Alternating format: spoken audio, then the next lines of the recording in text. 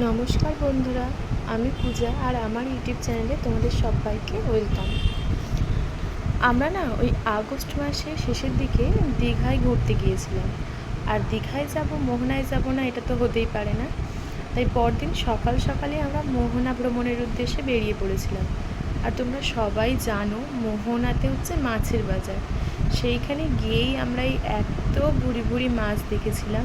দেখো মাছগুলো দোকানে এত সুন্দরভাবে সাজানো আছে। এই ইলিশ মাছগুলো দেখো এত টাটকা আর এত ফ্রেশ লাগছিল, যেন সব নিয়ে চলে যায় বাড়িতে। আমাদের ওখানে ইলিশ মাছ দেখি, বাট এতটা পরিমাণে তো দেখি না, আর এত বড় বড় ইলিশ মাছ তো দেখি না। এছাড়াও ইলিশ মাছ ছাড়াও কত চিংড়ি, কাঁংড়া, পমফ্লেট, বড় বড় ভেটকি, আরও নানান রকমের মাছ ছিল। বেশিরভাগ মাছের নামই আমি জানি না, এই কয়েকটা মাছের নামই আমি জানি। এই কাঁকড়াগুলো দেখো কত সুন্দর না, দেখেই কি ভালো লাগছে। আর এই চিংড়িগুলোর কালারগুলো দেখো কত সুন্দর। কাকুগুলো না সব মাছগুলো একটা একটা করে নাম বলে দিচ্ছিল।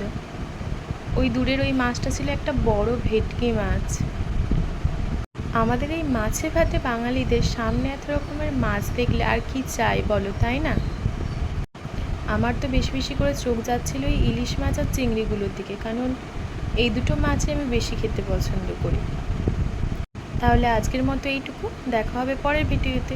টাটা সবাই।